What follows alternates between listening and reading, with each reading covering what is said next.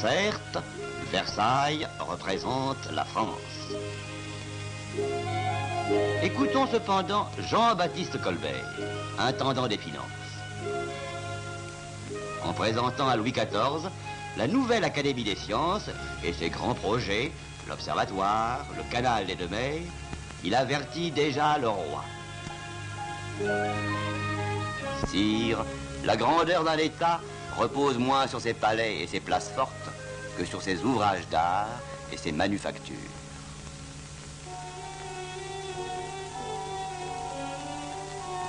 L'encyclopédie des sciences et des arts libéraux et mécaniques montre la place prise par le progrès technique dans ce XVIIIe siècle où maître de forge et maître verrier deviennent des titres de noblesse. Mais en 1830, la France rurale, celle des diligences et de Monsieur de Lamartine, va devenir celle des premiers chemins de fer à vapeur, des premières usines. Ne sourions pas de ces images archaïques, de cette fabrique de machines à coudre, rêve de nos aïeux.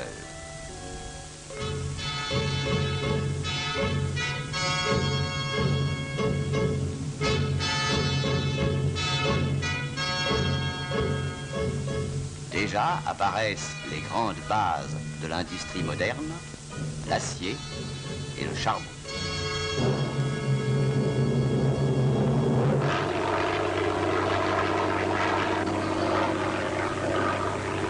Aujourd'hui, le charbon fournit toujours à la France les 2/3 de son énergie.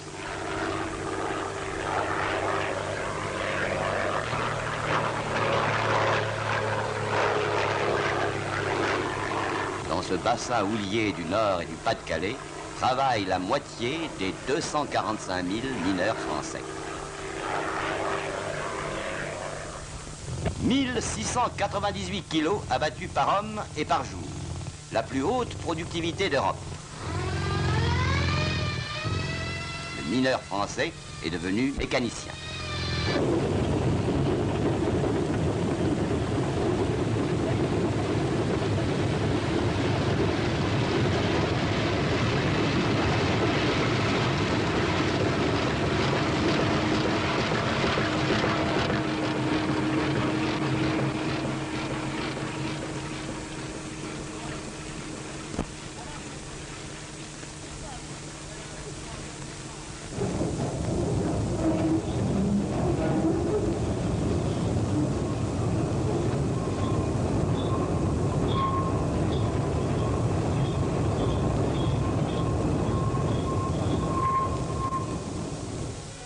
Carlingue, dans les houillères de Lorraine.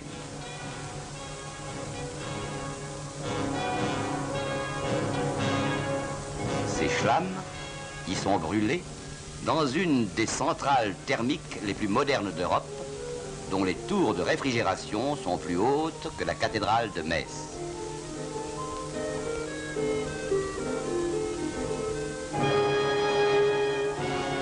Les Alpes, château d'eau de l'Europe. Dans l'aménagement hydraulique du massif, la voûte classique du barrage de Tignes détient toujours le record de la hauteur.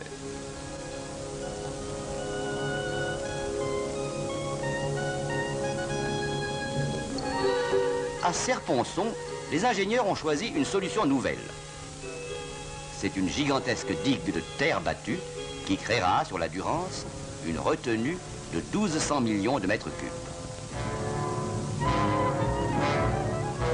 L'énergie électrique produite dans les Alpes s'en va dans un réseau d'interconnexion couvrant la France entière. Ou fait surgir sur place une industrie spécifiquement alpine. Électrochimie à Saint-Jean-de-Maurienne. Électrosidérurgie à Ugine.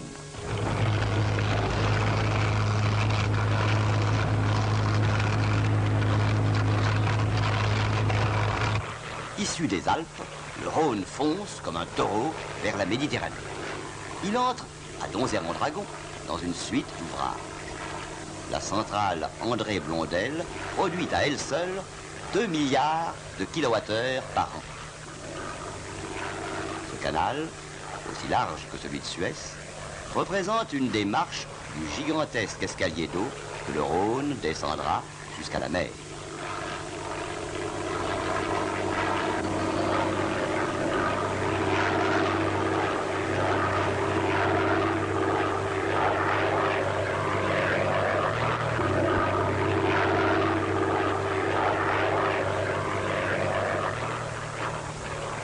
Bassins, 18 môles, 27 km de quai, Marseille, premier port de France, porte ouverte sur l'Afrique et sur l'Asie.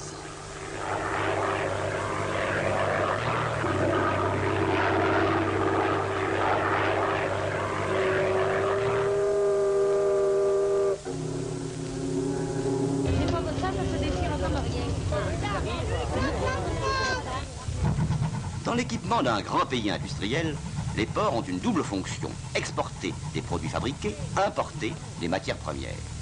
Ces pots du Maroc ou d'Australie seront délainés dans le Tarn, à Mazamet.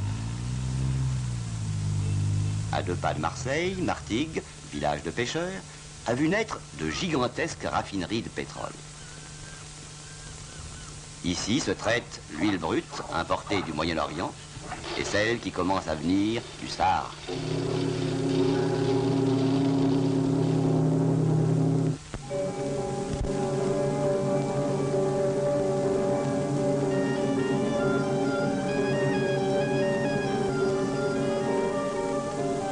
La France est la deuxième puissance européenne, après la Grande-Bretagne, pour la capacité de traitement en raffinerie.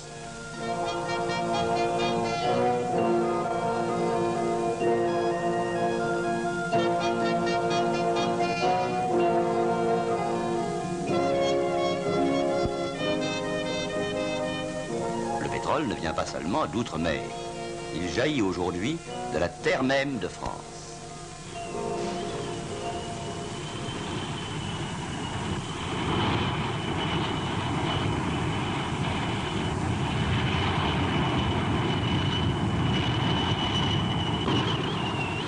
Les Français fabriquent eux-mêmes leurs outils de forage. Le classique trépan en acier spécial, aussi bien que les nouvelles turboforeuses. Ils ont leurs propres derricks, leurs techniciens de la recherche, leurs équipes de foreurs.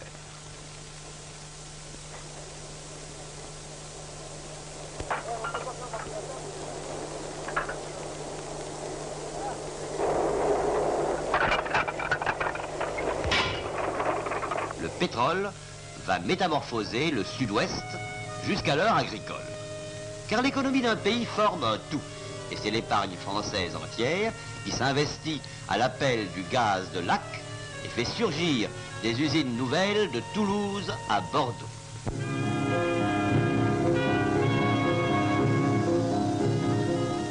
À Bordeaux, où s'amarrent des navires venus des 2 Amériques, répondent sur l'Atlantique, la Manche et la mer du Nord, Saint-Nazaire, Le Havre, Dunkerque, avec leurs grands chantiers navals.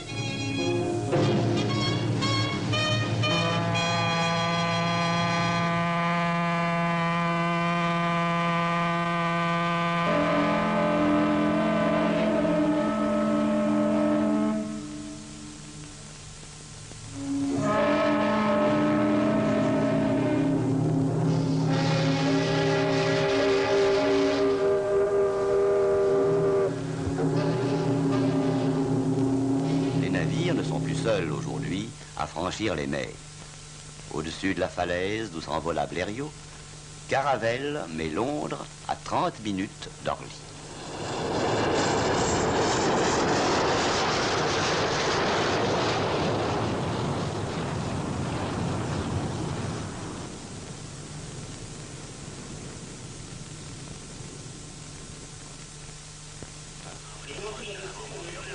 « 006, Orly approche, la piste en service est la 21 droite, QSI 2009. Vous pouvez faire une approche pour l'entraînement si vous voulez, 26 droite.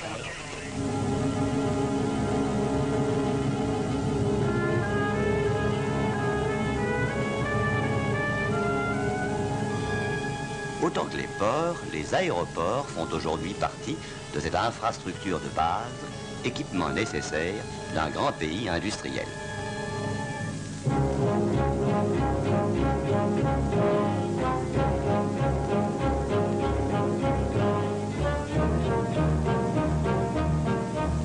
Après l'air, la route.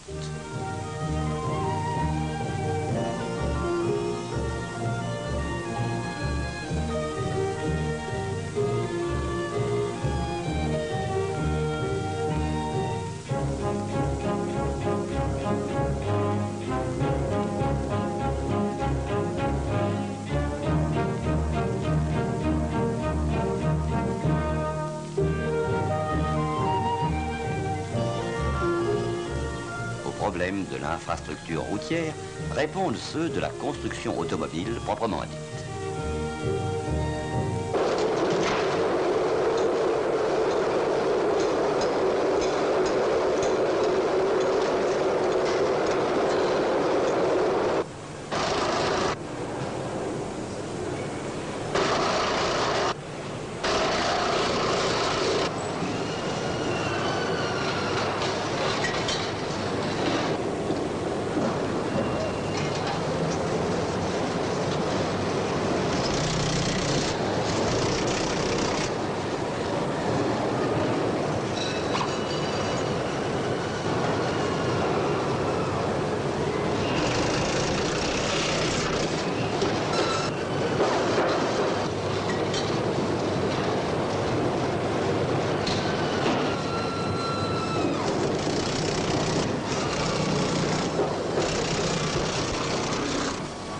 Bout de chaîne, avec une régularité de métronome, toutes les 34 secondes,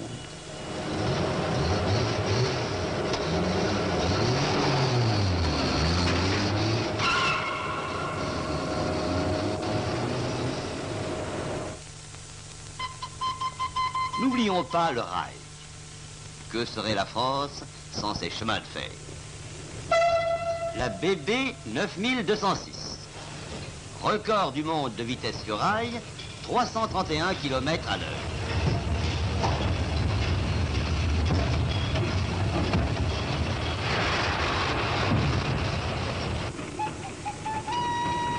La voie elle-même suit le progrès technique. Pose de rails longs, 800 mètres d'un seul tenant.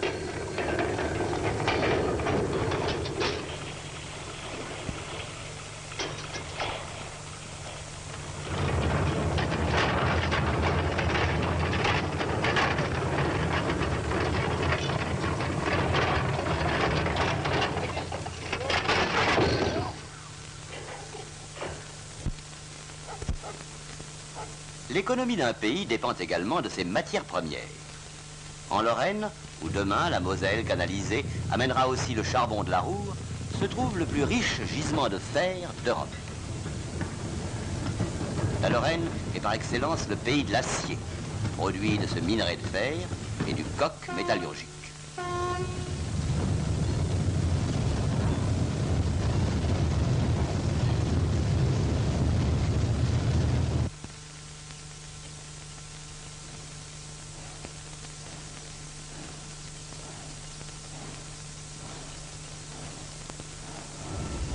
Ici, chaque grande unité sidérurgique produit 1 million de tonnes et représente un investissement de 100 milliards de francs.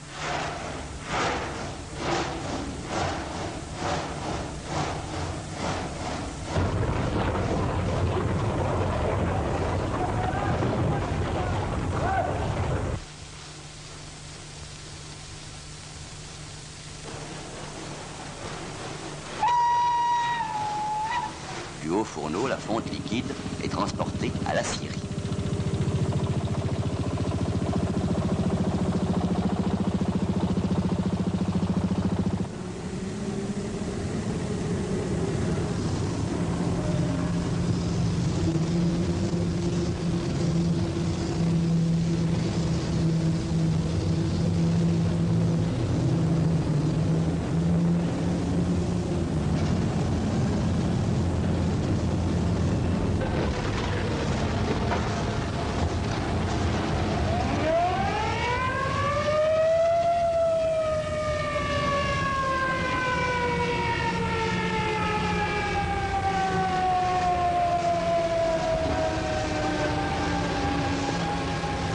Le lingot d'acier va maintenant être transformé en tôle.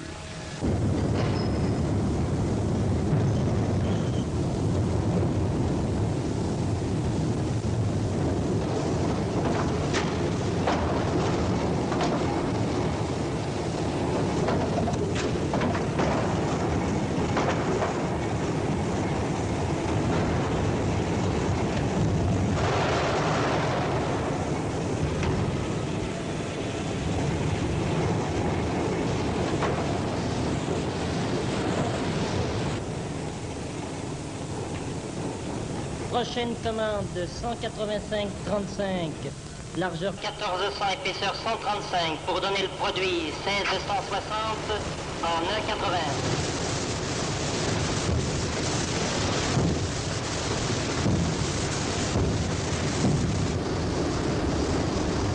Le train continu de laminage à large bande est un outil de production révolutionnaire.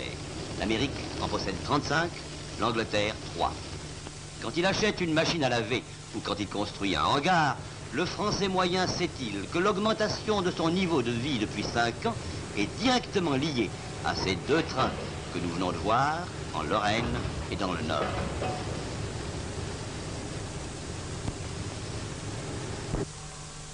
Une sous-préfecture à l'allure provinciale.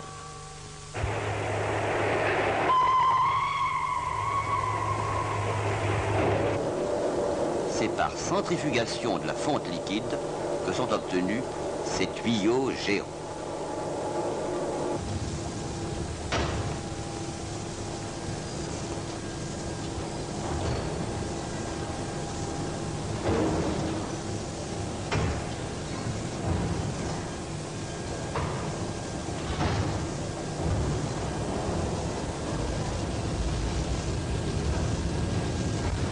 Des milliers de tuyaux semblables dans les adductions d'eau d'Australie, les canalisations du Pakistan ou d'Argentine portent en relief le même nom, celui de cette petite ville, Pont-à-Mousson.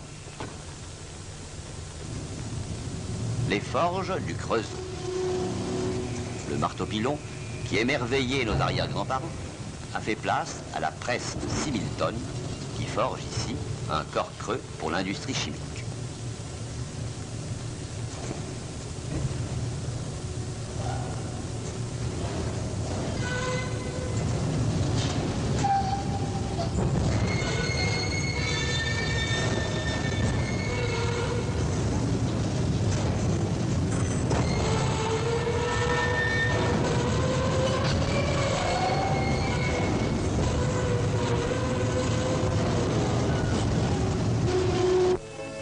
Ce sont les bords de la Seine qui ont vu naître l'industrie mécanique française. Aubervilliers, Saint-Denis, Levallois, Nanterre, Poissy même, puisqu'aujourd'hui, la banlieue industrielle se déconcentre vers les espaces verts. C'est ici le domaine du mécano parisien.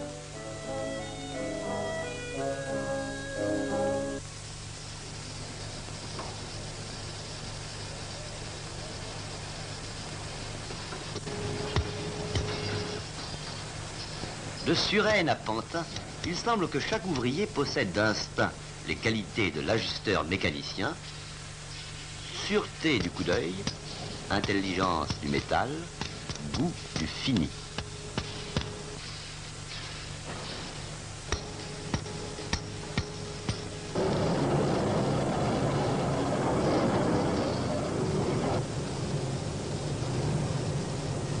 Mais les Parisiens ne sont pas seuls à monter des rotors de turbines. Il y a 580 000 ouvriers et techniciens en France dans le coude à coude fraternel de la mécanique.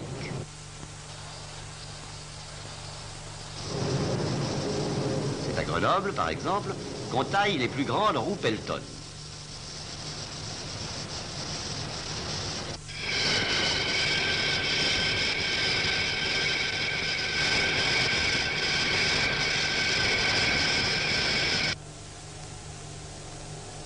C'est en Saône-et-Loire qu'on usine cet arbre vilebrequin géant.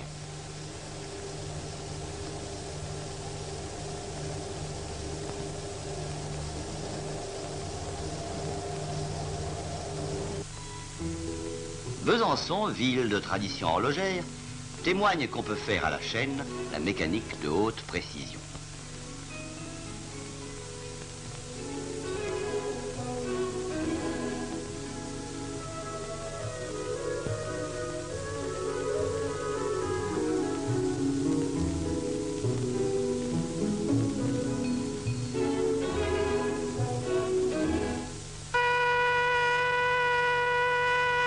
Une des richesses nationales, la bauxite.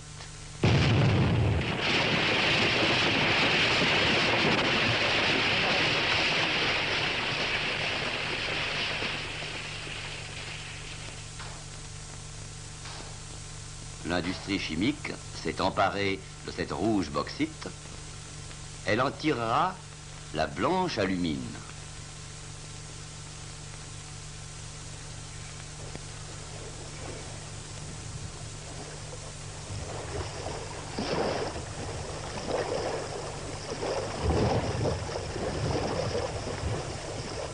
Transportée près des sources d'énergie, l'alumine, à son tour, est décomposée par le courant électrique.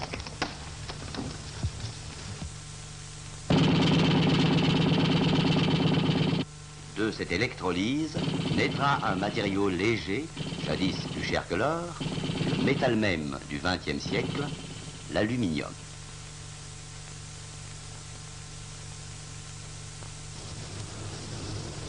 Qu'une matière noble, comme le verre, se produise par vitrification de sable et de carbonate assez commun, c'est en soi un miracle.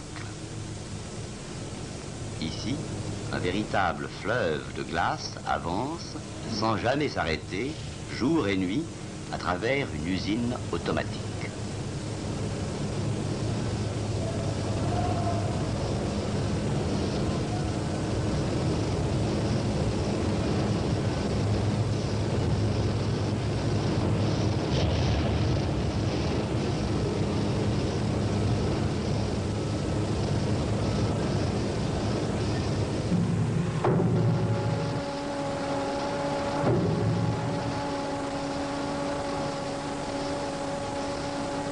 L'architecture de notre temps est celle du verre et du ciment.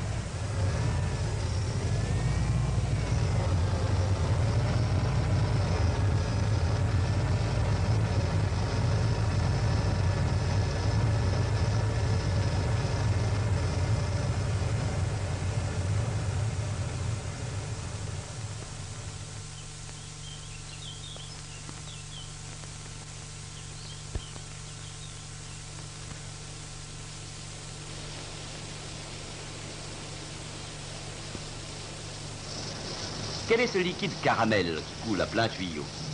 Il prend, en séchant, la couleur qui le définit, le soufre.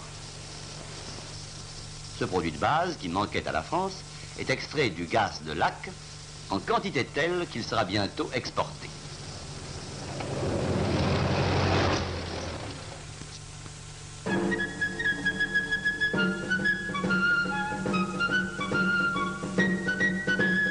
Aigues-Mortes nous rappelle que les salines faisaient déjà partie dans l'ancienne France du trésor public. Le sel, lentement mûri au soleil, devient matière première du chlore, un des produits de base de l'industrie chimique classique. Avec les matières plastiques, aux applications innombrables, nous entrons dans la première branche et la plus vivante d'une nouvelle industrie chimique.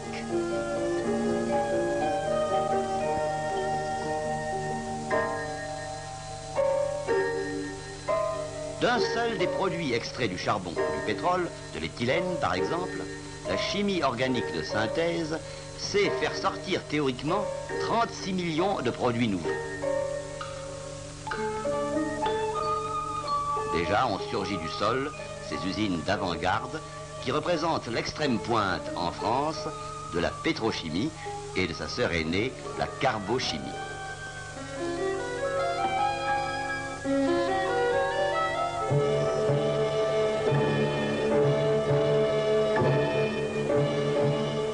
Autre secteur plein de promesses, la purification du silicium ou du germanium par zone melting.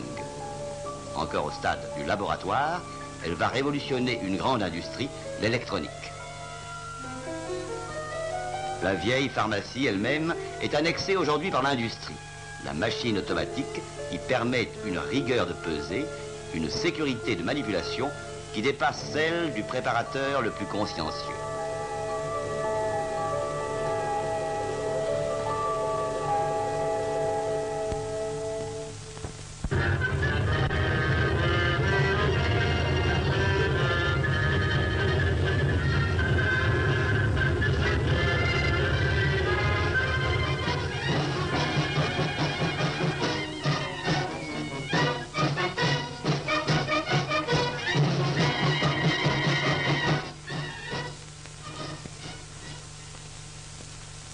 nord, Roubaix, capitale du textile.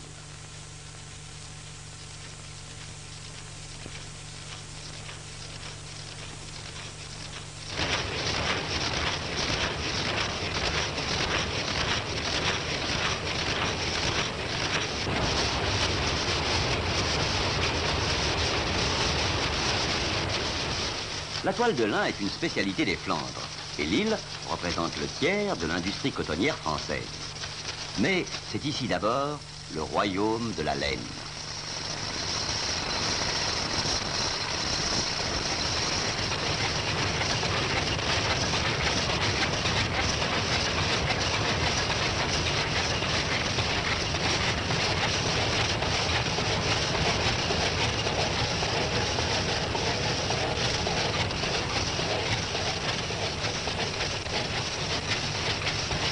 Étonnant circuit international du textile.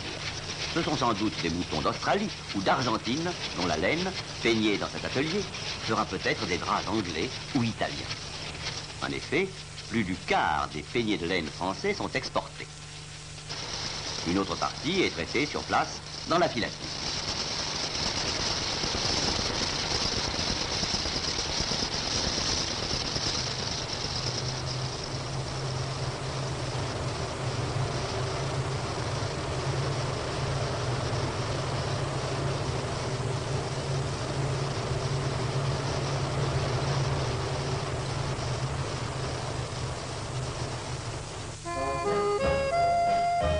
Il y a 150 ans, au bord des ruisseaux vosgiens, l'Alsace a vu surgir des manufactures de coton. Filature, tissage, fabrique d'impression produisaient déjà ces tissus dont le nom fait rêver, des Indiennes. Adieu rose garance, rouge turc, vert pistache.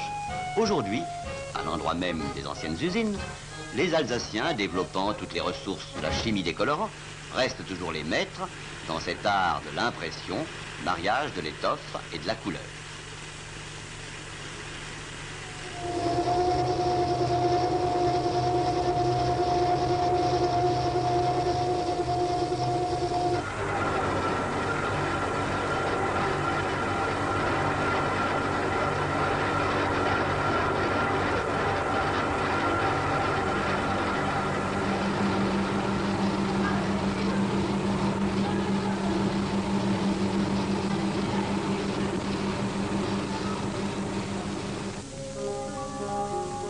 Lyon traite la soie depuis François Ier. Et sur cette colline de la Croix-Rousse, 10 000 canuts ont fait la gloire de la patrie de Jacquard. À notre époque, c'est la grande industrie qui, dans la région lyonnaise, traite les fibres nouvelles, textiles artificiels et synthétiques.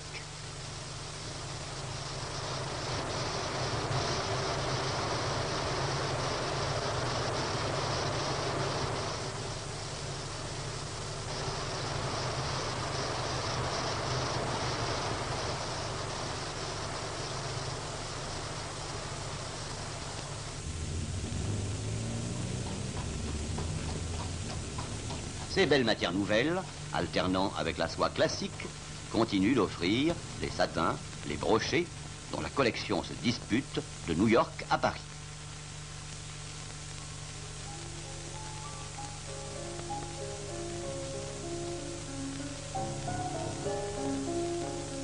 Au Louvre, ces mannequins de la haute couture posent pour des photographes de mode. Dans la production française, l'industrie de luxe est un secteur prestigieux, inséparable de Paris.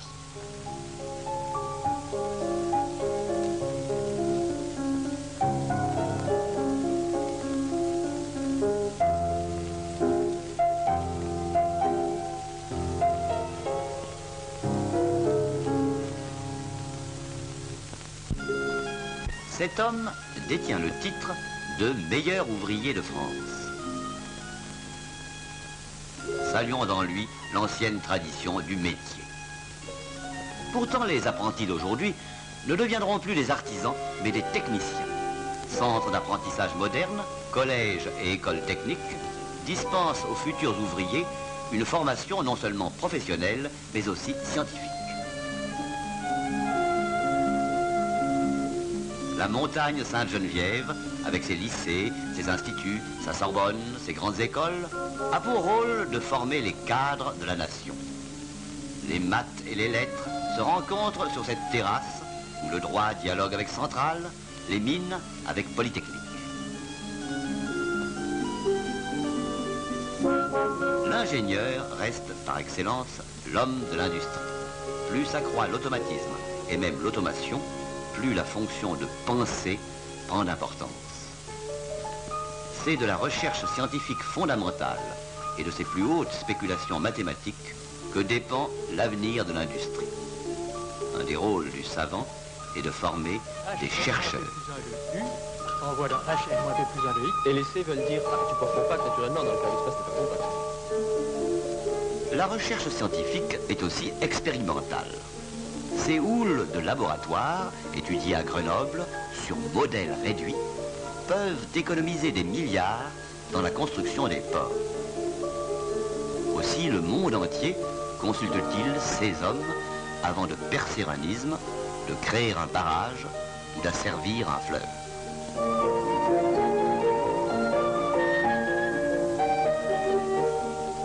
Grenoble est devenue la capitale de l'hydraulique.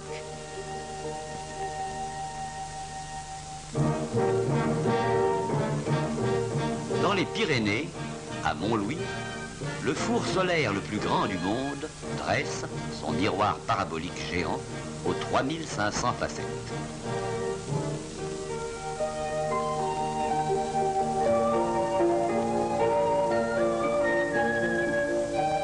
On étudie ici cet énorme générateur d'énergie, le Soleil, qui disperse sur la Terre 1 milliard de kilowatts. L'observatoire de Saint-Michel-de-Provence et son télescope de 197 cm de diamètre ouvert sur les nébuleuses.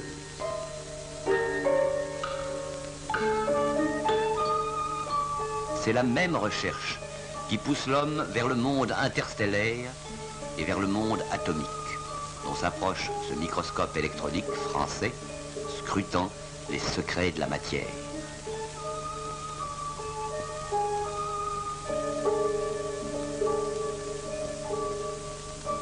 Mais aujourd'hui, l'atome est une réalité industrielle. Ce n'est pas simplement l'importance de ce convoi qui étonne paysans et villageois. Ce premier échangeur thermique de Marcoule représente la plus extraordinaire perspective énergétique de demain.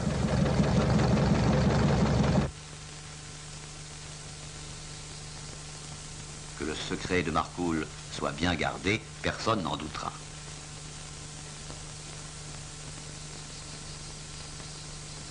Ce premier centre de production d'un supercombustible nucléaire, dont la construction a mobilisé, peut-on dire, toute l'industrie française, fait suite aux recherches atomiques de Saclay, dont voici le fameux cyclotron.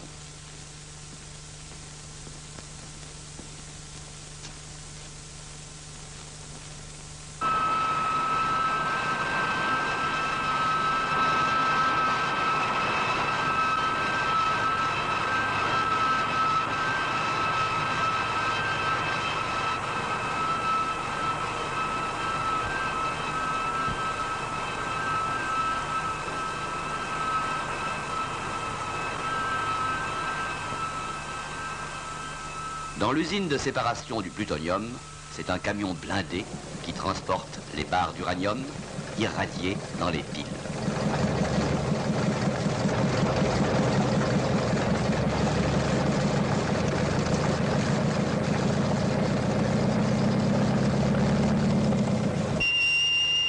Les nouvelles piles atomiques de Marcoule, G2 et G3, profilent sur la campagne provençale le dernier grand œuvre du siècle de l'atome. Réponse de l'avenir à cet autre symbole de la grandeur industrielle française, naguère dessiné sur le ciel de Paris.